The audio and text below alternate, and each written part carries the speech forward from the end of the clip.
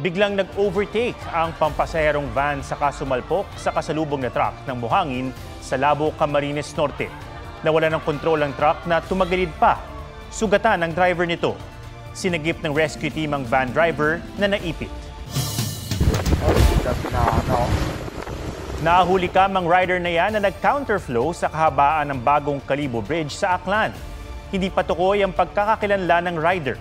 Iniimbestigahan na rin ito ng Land Transportation Office sa Aklan. Magkakasunod na sunog ang sumiklab sa iba't ibang bahagi ng Metro Manila at iba pang lugar. Sa Misamis Occidental, sumablay naman ang mga paputok na lumipad papunta sa mga manonood. May report si James Agustin.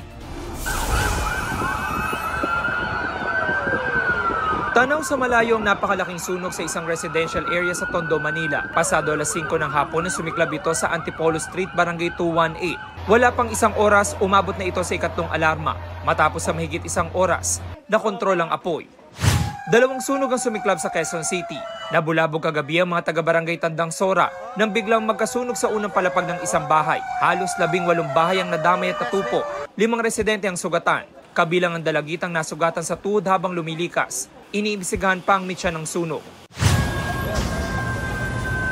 Kaninang umaga nilamon din ng apoy ang isang commercial establishment sa EDSA Corner, Aurora Boulevard sa Cubao. Nadamay ang isang ukay-ukay store. Nakalabas naman ang mga empleyado nito. Pagpasok ko sana, usok na yun eh. May pumutok para sa amin. Pamilya na din po namin yan. Kaya napayak po kami sa sobrang, sa isang taon mahigit nangyayari. Ngayon, bakit ngayon pa, December pa? Dalawang nahirapang huminga kabilang isang fire volunteer, isang sugatan. Mahigit 4 na oras bago tuluyang napula ang sunog na umabot sa unang alarma. Inaalam pa ang pinagmulan ng apoy.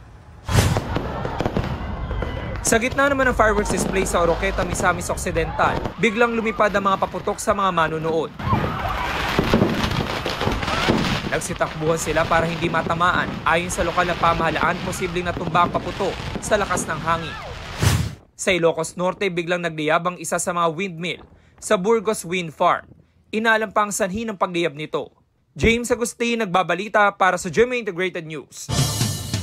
3 Boy Scout ang nasawi matapos makuryente sa campsite sa Zamboanga City. Kaya ang pagtitipon na dadaluhan sana ng mahigit 2,000 kinansela. May report si Joseph Moro. Maagang nag-set up ng kanilang tent ang mga Boy Scouts sa Abong-Abong Freedom Park. Unang araw ngayon ng Zamboanga City Council Jamboree. Pero ang pagtitipon, nauwi sa trahedya ng makuryente ang nasa 15 scout habang nasa campsite. 3 sa kanila namatay, ang mga biktima pawang senior high school students. Dead on arrival na po yung declaration natin. The remaining 10 are all stable right now. And for observation pa po sila. Lahat. Ayon sa kapitan ng barangay, pinagtutulungan ng mga scout na ilipat ang isang tent nang mangyari ang insidente. Itong live wire na ito, tapos dinala sila itong tent, bumangga, nag-kuryente sila nito. 12 isinugod sa ospital, 9 sa kanila nagtamo ng matinding sugat. Dahil sa nangyari, kinansela na ang aktibidad at pinauwi ang mahigit 2,000 Boy Scouts. Hindi talaga safe yung lugar nila. Dapat sana pag may mga activities, dapat 100% safe talaga yung mga bata. The Boy Scouts of the Philippines, Zamboanga City Council, will take full responsibility of what had happened. What happened was something unforeseen and nobody wanted it. Bumuo na ng task group ang Zamboanga LGU para mag-imbestiga. Pero paano nga ba maging laging handa sakaling may makuryente? Paalaala ng mga eksperto, huwag hahawakan ang biktimang nakuryente. Sa halip gumamit ng kahoy o tuyong lubid para mahiwalay ang biktima sa kuryente. Hayaan ding nakahiga ang biktima kung kinakailangan magsagawa ng CPR. Agad ding dalhin sa ospital ang biktima. Joseph Morong, nagbabalita para sa GMA Integrated News. Itinuturing ng Department of Justice na seryoso si Vice President Sara Duterte sa kanyang mga banta laban sa Pangulo, First Lady at House Speaker. Yan ay matapos sabihin ng bise na hindi niya pinagsisisihan ang mga binitiwang salita. Sabi pa ng DOJ, sinayang ni Duterte ang pagkakataon na magbigay ng panig matapos hindi sumipot sa investigasyon ng NBI sa ikalawang pagkakataon. Kahapon, sinabi ni VP Sara na hindi siya makakakuha ng patas na investigasyon dahil nasa ilalim ng DOJ ang NBI. Nanindigan naman ng DOJ na magiging patas at matuwid ang investigasyon nila. Iniimbestigahan si Duterte para sa grave threat at posibleng paglabag sa anti-terror law.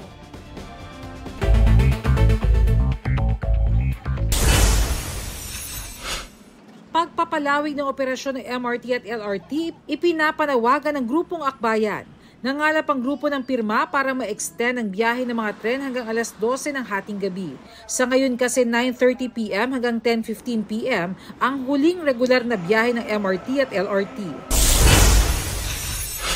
Bahay nasira na magkahalong baha, putik at bato na rumagasa sa gilid ng bundok sa Esperanza, Sultan Kudarat.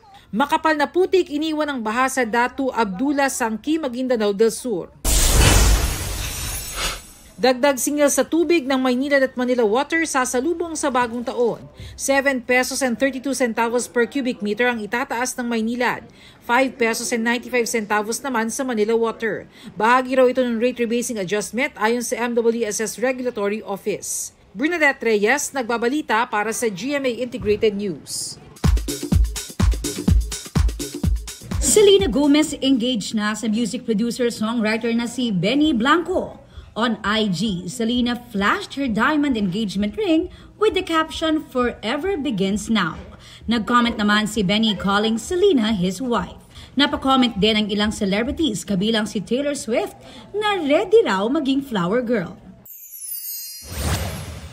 Ruru Madrid ifinlex ang kanyang martial arts training para sa lolong bayani ng bayan.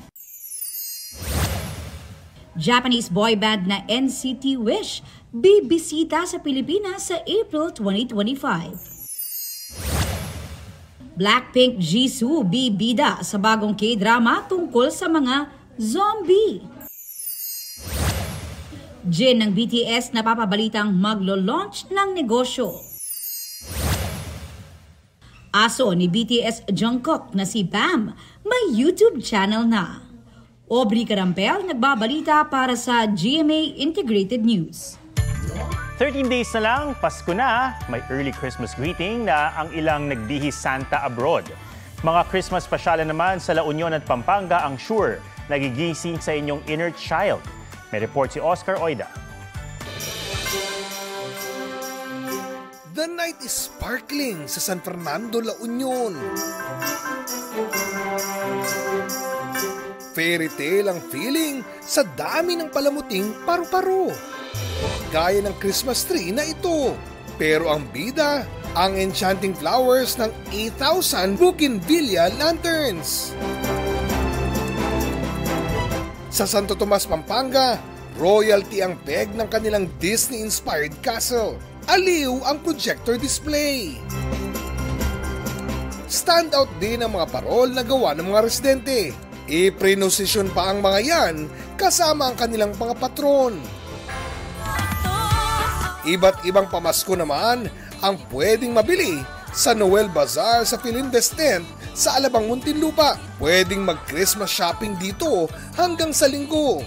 Nakabili ka na ng pamasko, nakatulong ka pa dahil mapupunta sa mga tinutulungan ng Kapuso Foundation ang bahagi ng kita sa bazaar. Sa Peru, animoy real-life Santa ang nagpasaya. Mismo ang mayor ng Ciudad Nueva kasi, nagbihis Santa na nag-zipline pa, complete with sleigh and reindeer props. Happy Fishmas naman ang Christmas greeting ni Santa sa isang pasyalan sa United Kingdom. Kasama pa niyang nag-dive sa giant aquarium ang kanyang assistant elf. Oscar Oida, nagbabalita para sa GMA Integrated News. Isang bata ang himalang nakaligtas matapos ang 3 araw sa dagat sa Italy. Ayon sa otoridad, narinig ng mga crew ng isang rescue boat na may sumisigaw sa laot. Doon nila nakita ang 11 years old na batang babae na palutang-lutang suot ang life jacket.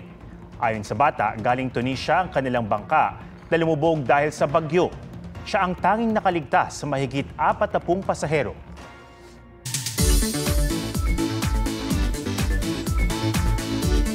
Sa mga hindi pa nakakapag-Taiwan, mapapadali ang pagbibisita dyan dahil visa-free ito hanggang sa susunod na taon. Kaya mapabundok o city tour, G tayo dyan kasama si Marisol Abduramat. Kunin lang mga passports at ipad tayo pa Taiwan. Visa? No need na yan. Visa from Taiwan para sa mga Pinoy hanggang July 31 next year. Kaya magkaibigang Dan at Joseph for the go agad. Tinake advantage ko din na visa free pa yung Taiwan ngayon. Hindi mo na kailangan mag-effort para mag-process pa ng visa. Sabay nag-out of the country, pero magkaibang trip kaya split ang kanilang itinerary. First stop, city tour muna kasama si Joseph. Breathtaking scenery ang hati ng iconic Taipei 101.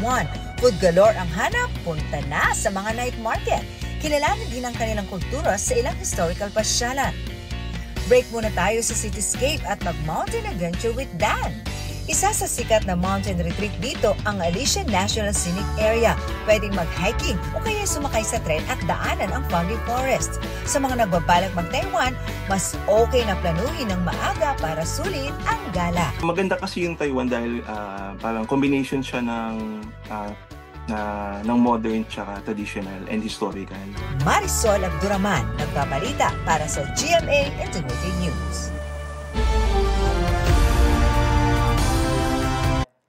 Huwag magpahuli sa mga balitang dapat niyong malaman.